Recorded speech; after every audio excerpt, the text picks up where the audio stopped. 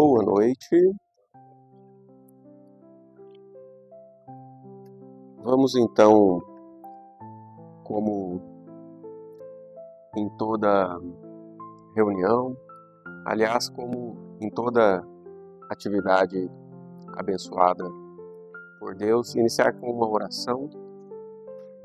Vamos fechar os nossos olhos, elevar o nosso pensamento ao Pai, rogar a Jesus de Nazaré, que esteja presente em nossos corações, que possamos deixar por alguns instantes as nossas demandas, problemas, necessidades, deixando de lado os conflitos e as dores, e nesse momento abrindo o coração para vibrar em paz, em leveza, em alegria.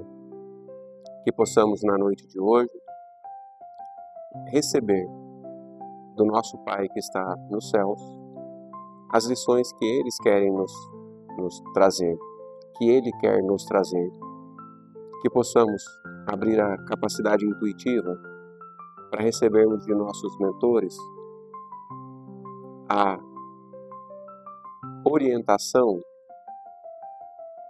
embutida nas informações do Evangelho nessa palestra. Que a paz de Jesus esteja conosco, convosco. Que assim seja. Então, mais uma vez, boa noite a todos. Hoje nós trazemos o tema do Evangelho segundo o Espiritismo. Estão todos me escutando bem?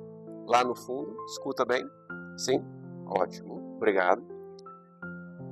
Do capítulo 11, Amar ao próximo como a si mesmo, item 13, que tem o título A Fé e a Caridade, ditada pelo Espírito Protetor Allan Kardec, pelos médiuns que trabalhavam com ele naquela época na cidade de Cracóvia, em 1861. E esse texto do Evangelho segundo o Espiritismo começa assim: Disse-vos não há muito, meus caros filhos, que a caridade sem fé não basta para manter entre os homens uma ordem social capaz de os tornar felizes. Pudera ter dito que a caridade é impossível sem a fé.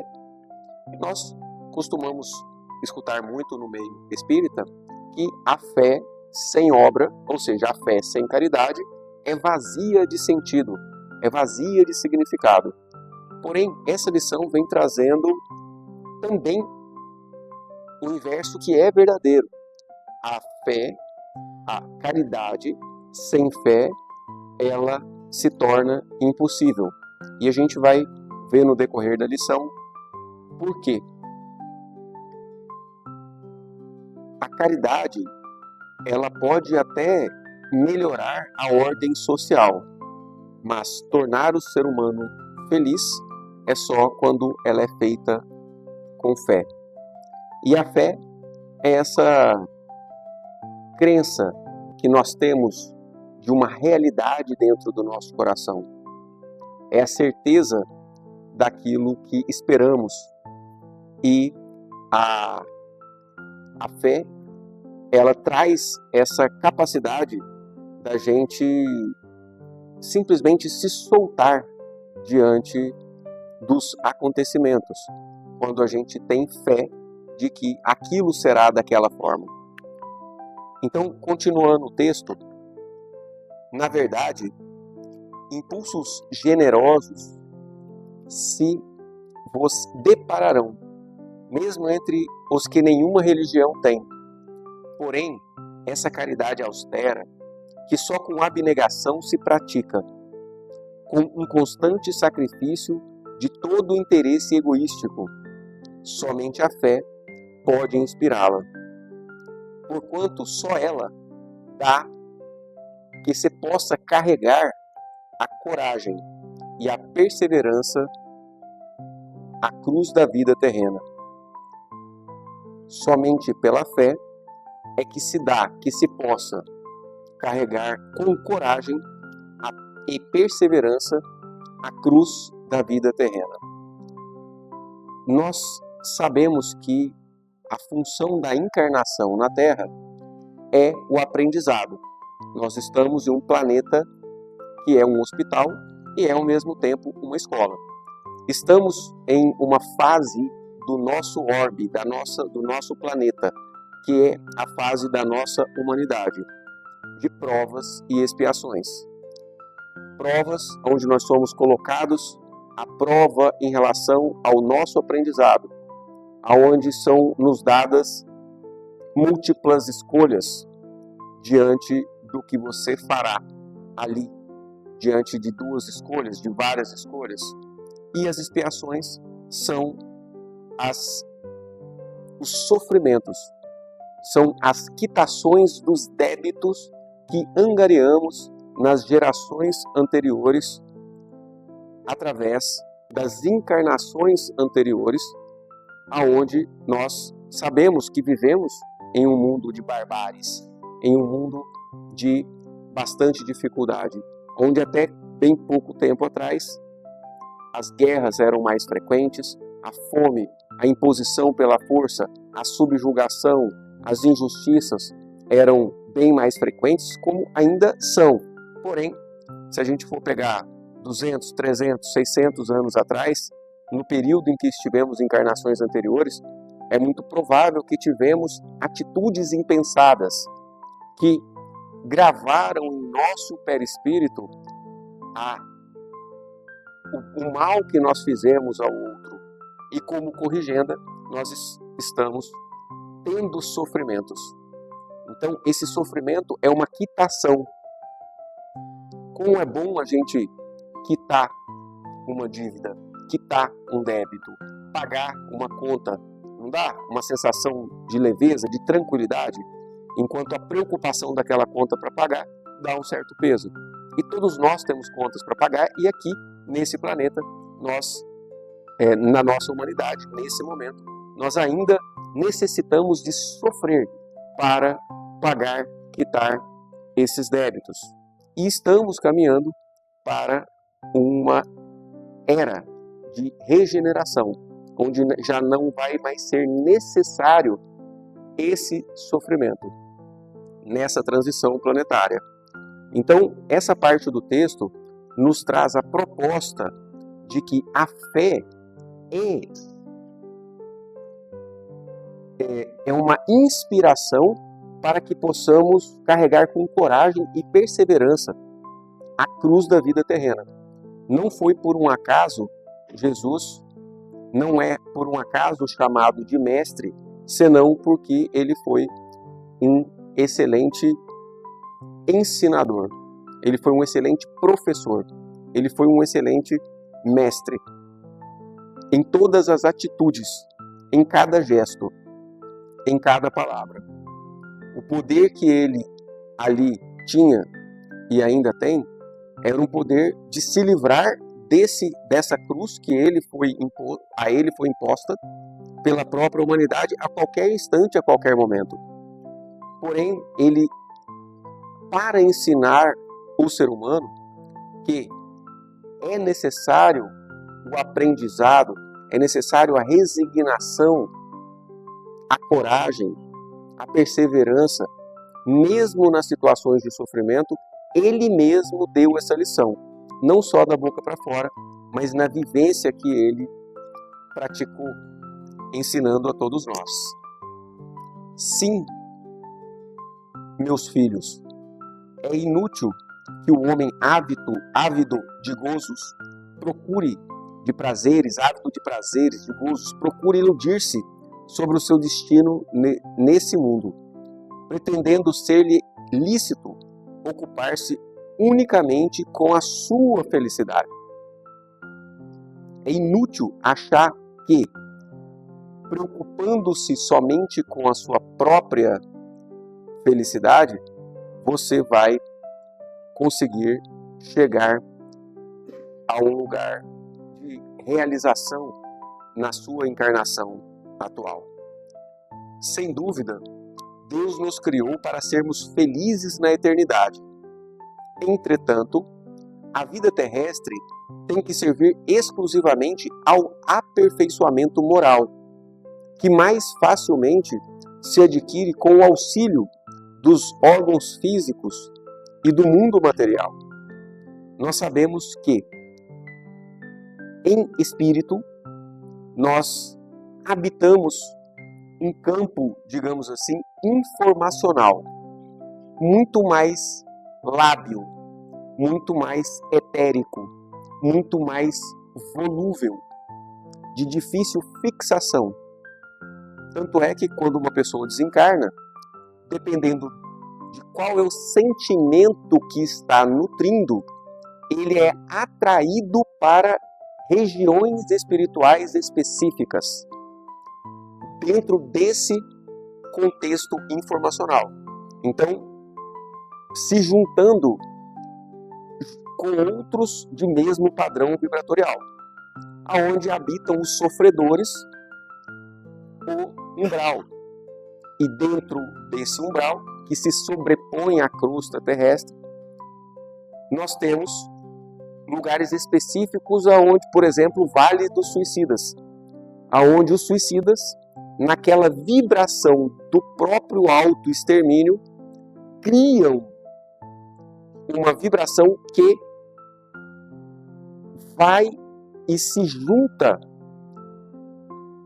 aos outros suicidas em um local que manifesta, que materializa, que não materialmente, mas do ponto de vista etérico e informacional. Um lamaçal, um lugar feio, árvores retorcidas, pessoas gritando, ou seja, um lugar de sofrimento. Então, quando o Espírito de verdade traz aqui que o auxílio dos órgãos físicos, do corpo material e do mundo material auxilia a evolução humana, é para que tenhamos um substrato mais concreto para termos a nossa experiência. Caso contrário, sem o corpo físico, sem a vida na matéria, nós acabaríamos por nos perdermos nos nossos sentimentos. Por isso, a vida material é uma grande oportunidade de crescimento, porque nós estamos aqui em uma encarnação aonde a grande maioria de nós tivemos um planejamento para estarmos aqui, para reavermos com as pessoas aos quais machucamos, para que tenhamos a quitação das nossas dívidas e dos nossos aprendizados. Então, fixado nesse substrato físico da matéria, a gente tem a oportunidade de, mesmo em se perdendo em sentimentos negativos, não nos perdermos dentro desse caminho, desse planejamento. Por isso, a vida material é tão importante e necessária nessa fase evolutiva da humanidade. E o texto do Evangelho segundo o Espiritismo, que nós estamos tratando aqui, continua. Sem levar em conta as vicissitudes ordinárias da vida, a diversidade dos gostos, dos pendores, das necessidades, é esse também um meio que de vos aperfeiçoardes, exercitando-vos na caridade. Com efeito, só a poder de concessões e sacrifícios mútuos podeis conservar a harmonia entre elementos tão diversos. Que elementos tão diversos? Pendores, diversidade de gostos, vicissitudes, que são as dificuldades da vida, as relações interpessoais conflituosas, um casamento que é onde entra em desentendimento, um trabalho que é difícil, uma dificuldade financeira.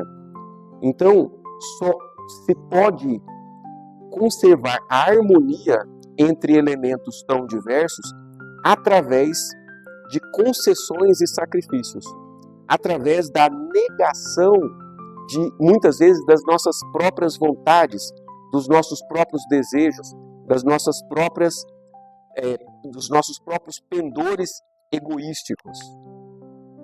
Tereis, contudo, razão se afirmardes que a felicidade se acha destinada ao homem nesse mundo, desde que ele a procure, não nos gozos materiais, mas sim no bem. E isso é inexorável. Nós, sim, viemos de uma animalidade instintiva, aonde a sobrevivência, a necessidade da busca do alimento, da proteção, do grupo, para a sobrevivência foi necessária e, de certa forma, ainda é.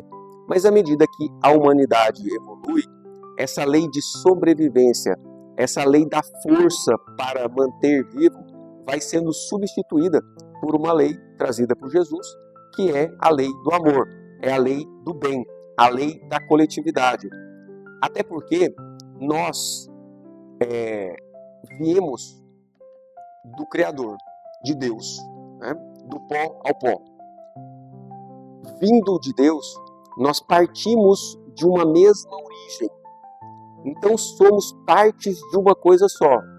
Quando você faz um mal ao seu próximo, por consequência você está fazendo mal a você mesmo. Quando você faz bem ao seu próximo, por consequência você faz bem a você mesmo. Por isso, a humanidade já caminha dentro de uma união a partir de propósitos em comum. Muitas vezes, propósitos negativos e, pela evolução da humanidade, propósitos, obviamente, positivos, que aqui ele trata como o caminho do bem. E continua. A história da cristandade fala de mártires que se encaminhavam alegres para o suplício. Hoje, na vossa sociedade, para serdes cristãos, não se vos faz mister nem o holocausto do martírio, nem o sacrifício da vida, mas única e exclusivamente o sacrifício de vosso egoísmo, de vosso orgulho e da vossa vaidade. Muito difícil é imaginar os cristãos lá da antiguidade, do cristianismo inicial, indo para os coliseus, para os circos, onde eles seriam devorados por leões, sorrindo. Uma abnegação gigantesca. E ali naquele momento era necessário, porque a fé tomava o coração deles ali, de que haveria, após aquele suplício, após aquela morte, um céu, uma vida nova, uma ressurreição, assim como Jesus ressuscitou também para passar por essa mensagem. E assim a gente vê em vários outros momentos aonde apóstolos, aonde Maria de Magdala, por exemplo, se alegrou quando se viu ali evangelizando os leprosos no Vale dos Leprosos. Ela viu que ela tinha se contaminado, pego, adoecido da lepra. Ela se alegrou dentro de um adoecimento. A primeira vez que eu li isso, eu fiquei meio perplexo, sem entender, mas é isso. Porque esse sacrifício da carne, ele tem um objetivo da depuração e da purificação da alma.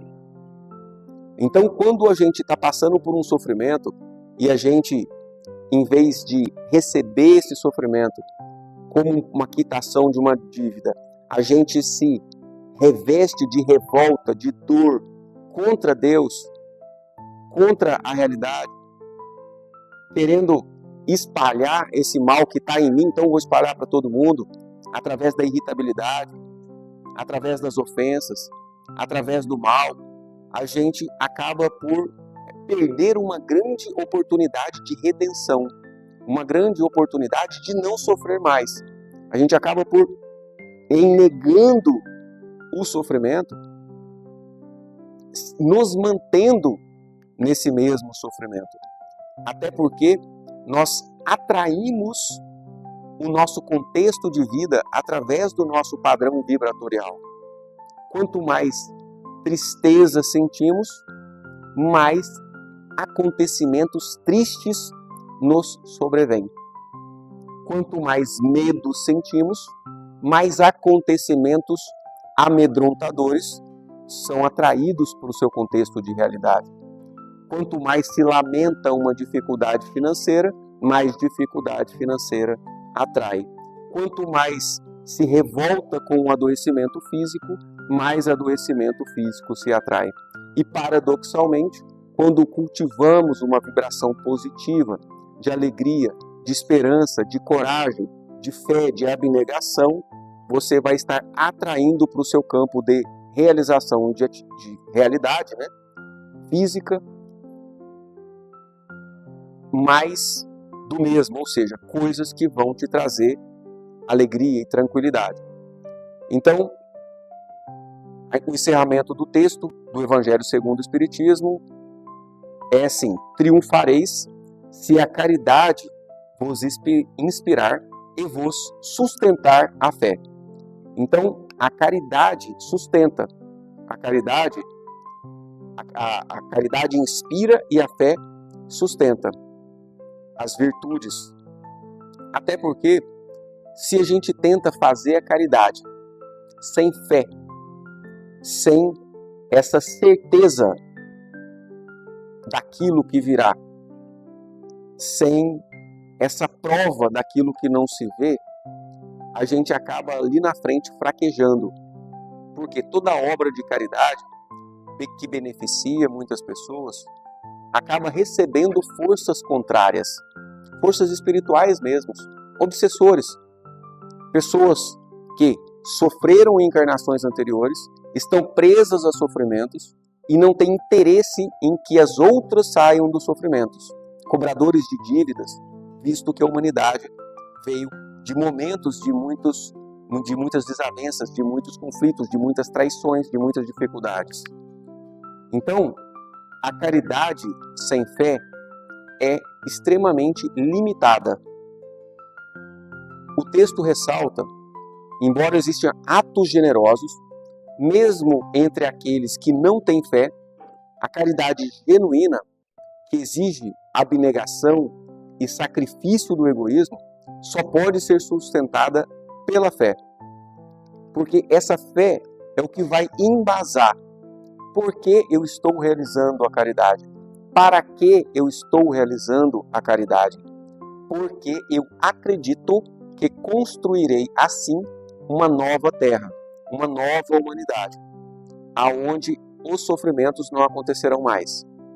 Na visão espírita, a caridade vai além de um simples ato material. É uma prática espiritual embasada nessa crença de um mundo melhor, nessa crença fraterna, nessa crença que não existe separação, que somos todos um, apesar de habitando corpos diferentes transitoriamente nessa caminhada terrestre. É uma prática espiritual que requer renúncia, perseverança e coragem para enfrentar os desafios da vida. Até porque nós temos uma tendência ao menor esforço. Nós temos uma tendência à busca dos prazeres fáceis, dos prazeres baratos. E não é por um acaso que os bares estão mais lotados do que os centros espíritas. Não é por um acaso que as dependências químicas, o alcoolismo, não é por um acaso que a ostentação, que a luxúria, que os desregramentos da sexualidade são tema de muito maior audiência, digamos assim, de muito maior interesse, e não só esses, assim como a violência. A televisão, por exemplo, e hoje os meios de comunicação, de um modo geral, que hoje as pessoas, pelas redes sociais, elas selecionam o que elas vão ver. E o que dá mais audiência, por incrível que pareça, é o sofrimento das outras pessoas, são os conflitos. Um Big Brother, por exemplo, o que é aquilo ali? É um jogo onde todos são jogados contra todos para ter intriga, para ter traição, para ter competição, para ter um monte de conflito e que as pessoas adoram. E por que gostam? Por tendências relacionadas aos conflitos, às dores, aos sofrimentos que nós viemos atavicamente das gerações e das encarnações anteriores. O verdadeiro propósito da vida terrena. O verdadeiro propósito da vida terrena, como eu estava explicando, é a evolução. Então, a passagem destaca que a Terra não é destinada à felicidade superficial. Aqui está plena, mas eu colocaria superficial. Mas ao aperfeiçoamento moral. Porque, via de regra, as pessoas não encontram felicidade nesses prazeres químicos. A pessoa que usa uma substância, que bebe uma bebida alcoólica, tem um prazer químico, que daqui a pouco acaba.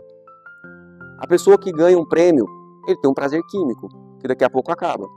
A pessoa que consegue comprar aquele carrão que ele batalhou anos para comprar, ele compra, daqui a pouquinho ele olha para o carro e já não está mais satisfeito. Aquela pessoa que acha que ia fazer aquele procedimento estético, aquela cirurgia, ia ficar linda, maravilhosa, que a partir dali ia se sentir satisfeita, daqui a pouquinho ela não está satisfeita mais com aquilo. Então, a verdadeira felicidade está relacionado a esse aperfeiçoamento moral, a um olhar interno, não em coisas externas. As provas e vicissitudes da vida têm o propósito de ajudar no desenvolvimento espiritual e no exercício da caridade. As provas, as dificuldades, os sofrimentos fazem o ser humano se desapegar. O exercício maior que nós realizamos no processo evolutivo é o desapego. Pensa se Deus não fez a gente para desapegar. Ele coloca aqui, te dá o pai e a mãe, e o seu pai e a mãe morrem. Ele te dá uma casa, quando você morre, você larga. Ele te dá a esposa, você larga. Até o seu corpo que você cuidou a vida inteira, você vai ter que largar. Então, é um exercício contínuo de desapego a cada reencarnação. Então, o propósito dessas vicissitudes, dessas dificuldades, é justamente a prática desse desapego à matéria e o cultivo de valores imortais, que são o quê? O amor, a caridade, a temperança, as virtudes que não ficam depois da morte. O bem que você fez, a alegria que você cultivou, a segurança interna que você cultivou, as coisas que você aprendeu, o conhecimento que você vai levar para as próximas encarnações. Então, essa ideia reforça que os desafios que enfrentamos não são castigos, mas oportunidades de crescimento. Quantas vezes acontece uma coisa de ruim com a gente, seja um adoecimento, uma dificuldade no trabalho, seja uma dificuldade financeira, seja qual for, um conflito no relacionamento, alguém que fala uma coisa que você não gosta, uma humilhação. Quantas vezes a gente chuta o balde? O que é o chutar o balde? É justamente achar que aquilo é um castigo. Então eu estou sendo castigado por esse sofrimento, então vou regaçar com tudo, vou chutar o balde, eu vou brigar com todo mundo também dentro de uma revolta. Mas não, esses desafios não são castigos. A revolta só vai piorar tudo, mas sim são oportunidades de crescimento. Todo sofrimento vem trazer uma mensagem que a gente precisa escutar. Uma mensagem de algo que precisa melhorar, que precisa ser modificado, de um valor que precisa ser cultivado e é um valor imortal, é um valor imperecível relacionado à alma. todo tipo de dificuldade. A felicidade real não está nos bens materiais. A busca da felicidade, então esse texto convida a gente a buscar a felicidade no bem e não nesses gozos materiais. A felicidade genuína é a alegria interior que nasce no dever cumprido, da paz de consciência e na prática do amor ao próximo. Exemplos históricos, como os dos mártires cristãos, mostram que a alegria verdadeira é uma conquista do espírito e não de condições externas. O verdadeiro sacrifício, o que a gente precisa sacrificar mesmo, é o sacrifício do egoísmo, do orgulho, da vaidade. Então, esse texto ele destaca que na nossa sociedade atual, o martírio não é exigido, mas sim a superação dos defeitos morais, como o egoísmo, o orgulho e a vaidade. Esses vícios são os maiores obstáculos para a prática da verdadeira caridade e o alinhamento com a vontade divina. E a gente tem que aproveitar enquanto está encarnado, porque depois que a gente estiver desencarnado, fica mais volúvel. Se você age de forma orgulhosa, egoísta, vaidosa, isso é percebido dentro de um campo vibracional, onde você não consegue permanecer, por exemplo, em uma colônia espiritual boa, onde as pessoas estão ali tranquilas, trabalhando pela própria regeneração. A gente acha que o umbral, né, que é esse plano espiritual, onde as pessoas estão com a vibração mais baixa, a gente acha que só tem ali assassino, ladrão, criminoso, mas não. São pessoas que, como nós, permaneceram apegados demais à matéria, apegados demais à família, e não conseguiram cultivar vibrações positivas suficientes para sair da crosta. E ficam aqui sofrendo no umbral que é sobreposto à crosta terrestre. A minha avó mesmo, muito fervorosa, extremamente católica, ela já é falecida já há mais de 20 anos, mas a notícia, né, a informação que a gente teve é que ela permaneceu na casa dela, né, de certa forma, como matriarca e que cuidava da família como um todo, ela não conseguiu se desapegar. E ali permaneceu, obsidiando os que estavam ali, querendo fazer bem, com muito amor a todo mundo que estava ali, mas um amor de apego, de posse, querendo controlar, querendo ajudar e fazendo mal. Então, para que nós mesmos, depois dessa escalada terrestre, dessa caminhada terrestre, não tenhamos o dissabor de permanecer anos no umbral, devemos desapegar do egoísmo, do orgulho, da vaidade. Esses vícios são os maiores obstáculos para a prática verdadeira da caridade e alinhamento com a vontade divina. Então, a fé e a caridade são alicerces do progresso espiritual. A união entre a fé e a caridade é o que nos sustenta diante dos desafios e nos ajuda a carregar a cruz da vida terrena. A fé nos dá força para enfrentar os sacrifícios. A caridade nos ensina a viver em harmonia com os outros, superando nossas imperfeições. A caridade traz uma informação ao seu subconsciente. Eu tenho muito, tenho tanto que dá para mim e ainda sobra para eu dar para os outros. Isso é um sentimento, é uma crença, é uma sentença que o subconsciente da gente projeta, que traz uma vida mais abundante para quem faz a caridade, para quem faz o bem ao próximo. Pratique o perdão regularmente. Separe partes do seu tempo, talento e recursos materiais para ajudar quem precisa, sem esperar nada em troca. Que seja sabendo que tem um vizinho que está passando por uma dificuldade, que seja 10, 20 minutos do seu tempo, sei lá, escutar um pouco, trazer uma palavra amiga, algo que você vai fazer de bem, ou Você pode fazer doações aqui. Nós recebemos cestas básicas que são doadas para famílias carentes. Ou seja, isso indica um desapego e essa noção de caridade. Cultive a empatia. O que é empatia? É o se colocar no lugar dos outros. Antes de agir, pergunte-se como isso afetará as outras pessoas. Eu estou considerando a necessidade e o sentimento das outras pessoas? Como a minha esposa vai se sentir se eu falar isso para ela? Como o meu marido vai se sentir se eu falar isso para ela? Como o meu colega de trabalho vai se sentir se eu fizer isso?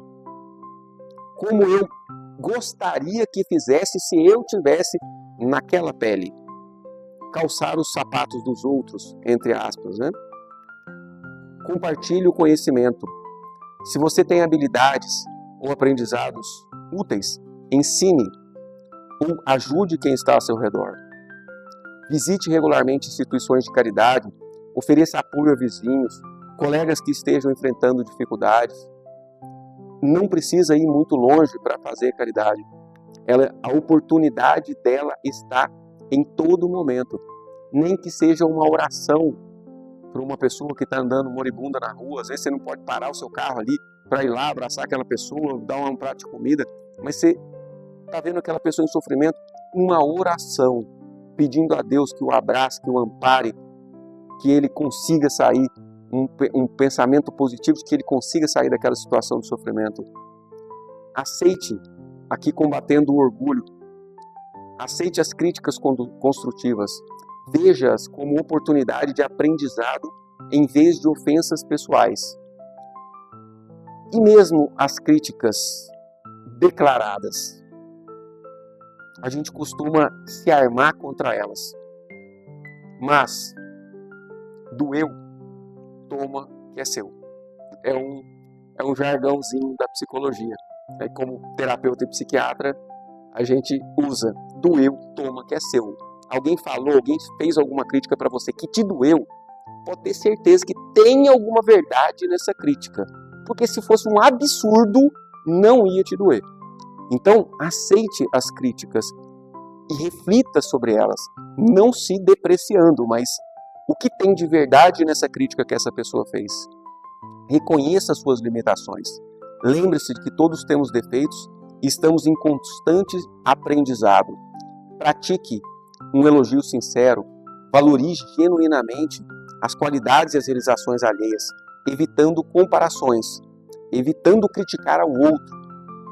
Perceber o que as críticas que te fazem têm de verdade e não criticar aos outros.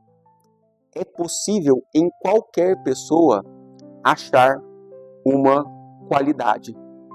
Mesmo uma pessoa que seja, por exemplo, muito irritada, muito agressiva. Você pode olhar para aquela pessoa, ver que ela é agressiva, achar e perceber que isso não é legal, e realmente não é, mas você pode perceber que essa pessoa tem uma característica que é a coragem. Então, valorizar aquilo que é bom na pessoa, em vez de ficar com a sua mente aumentando o que já é ruim nela, né? Em vez de criticar a aparência de uma pessoa, veja os cabelos daquela pessoa, veja, ela vai ter uma característica em si que possa ser elogiada de forma sincera. Exemplo prático: durante um conflito, priorize ouvir e compreender o outro antes de defender a sua própria opinião. Escutar faz muito bem. Às vezes você cessa totalmente uma discussão só de você ouvir primeiro. Porque a pessoa começa a falar, você tem tanta certeza que você está certo que você quer interromper a pessoa para você falar. Porque você tem certeza que você está certo. Então, mesmo com a certeza que você está certo, escute o que a outra pessoa tem para dizer, que isso vai abrir uma possibilidade de entendimento. Então, simplifique sua vida, reduza a necessidade de aprovação externa, focando no que realmente importa para o seu progresso espiritual. E isso aqui a sociedade de hoje precisa muito, porque, principalmente com as redes sociais, a ostentação é algo que parece que é a felicidade. E principalmente que uma foto, aceita tudo, principalmente com inteligência artificial. Hoje em dia parece que a pessoa é maravilhosa, a vida da pessoa é maravilhosa, e você não sabe muito bem o que está por trás daquilo ali. Haja sem esperar reconhecimento, realize boas ações de forma anônima, colocando o bem do próximo acima de qualquer retorno. Evite ostentar, seja discreto com as suas conquistas materiais ou intelectuais, valorizando o conteúdo espiritual, isso é humildade. Ao ajudar alguém, evite divulgar ou comentar sua ação para os outros. Fortaleça a sua fé, estude, medita, leia diariamente as obras básicas de Kardec, o Evangelho segundo o Espiritismo. Medite sobre as lições, por exemplo, e várias outras temos na nossa livraria aqui. Medite sobre as lições aprendidas, conectando-se com a espiritualidade e principalmente percebendo por que você está lendo aquela lição naquele dia. Nunca é por acaso. Hoje, por exemplo, eu estava precisando vir fazer essa palestra aqui, desse tema. Então, abrir uma obra espírita, um livro, ao acaso, por exemplo, e tem várias obras que a gente pode abrir ao acaso, o Evangelho, por exemplo, via de regra, a espiritualidade orienta para você abrir, para escutar aquilo que você precisa escutar. Ore com regularidade. Estabeleça momentos de prece onde você possa pedir orientação, agradecer e refletir sobre os seus desafios. As pessoas acham que só os médiums conseguem, os médiums ostensivos, que vê, que escuta, conseguem conversar com seus mentores. Mas isso não é verdade. Se você fizer uma oração sincera e dentro do seu coração pedir a sugestão dele ali, você vai ter a ideia. Se você abrir o Evangelho, a resposta vem com mais clareza ainda. Participe de atividades espirituais, esteja presente em grupos de estudos, trabalhos voluntários. Esteja aqui na casa pelo menos uma vez por semana, que seja pelo menos para assistir uma palestra, tomar um passe. Mas se puder, se envolva no estudo, se envolva em obras de caridade, que isso vai ser muito importante. Antes de tomar decisões difíceis, faça uma prece pedindo clareza e direcione a sua ação para um bem maior.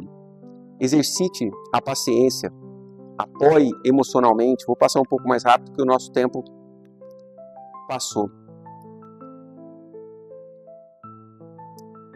Ajude enquanto sofre. Mesmo em momentos de dor pessoal, procure estender a mão a quem também precisa. E a frase final do texto do Evangelho é a nossa frase final. Triunfareis, se a caridade vos inspirar e a fé vos sustentar. Muito obrigado. Vamos passar agora para a segunda parte dos nossos trabalhos, que é o passe. Vamos todos elevar o pensamento a Deus, visualizar algo que te traga paz, talvez uma imagem de natureza, uma cachoeira, uma paisagem bonita, talvez a figura meiga de Jesus de Nazaré. Permita-se abrir o seu coração.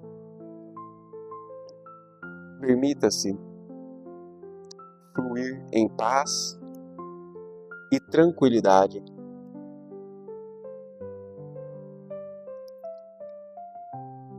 Permita-se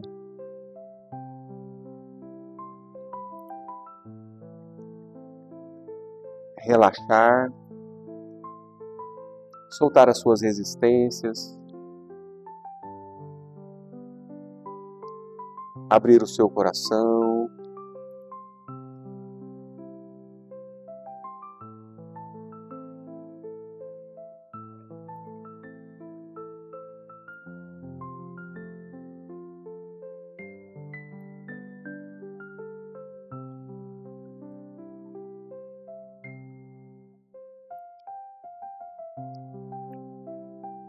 Intencionar positivamente para as pessoas que você ama, os seus familiares,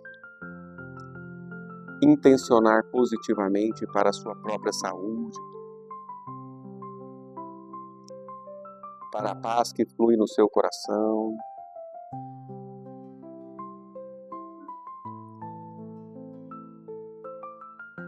Intencionar positivamente ao perdão daquelas pessoas que te machucaram, daquelas pessoas que de alguma forma te ofenderam. Aproveitando a oportunidade da mensagem de Jesus para perdoá-las, assim como deseja ser perdoado pelas falhas que você já cometeu.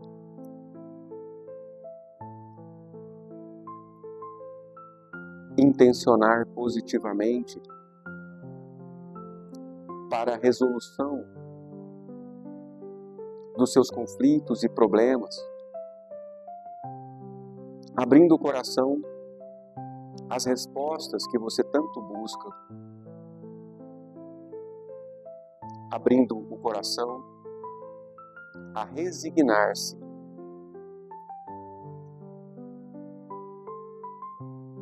a aceitar como é aquilo que não pode ser mudado. Intencionando positivamente e com fé,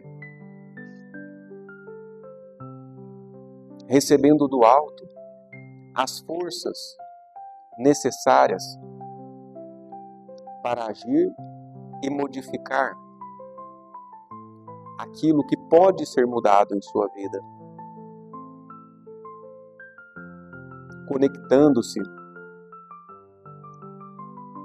com o seu planejamento reencarnatório.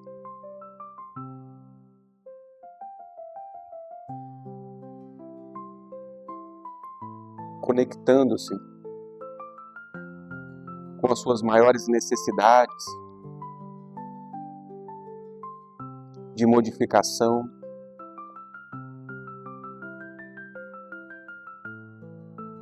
pedindo a Deus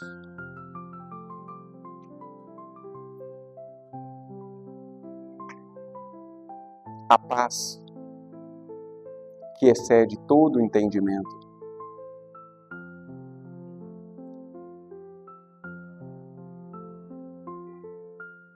Que te faz aceitar e agradecer a providência divina do jeito que é, do jeito que foi.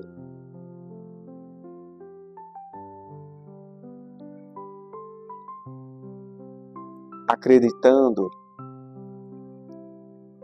crendo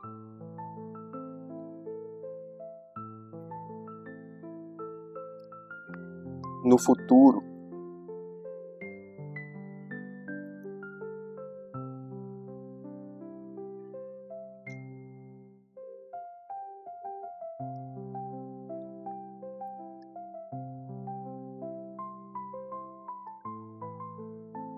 sabendo que Deus não comete erros e que de alguma forma é necessário que você passe por tal situação, que possamos voltarmos aos nossos lares, levando em nossos corações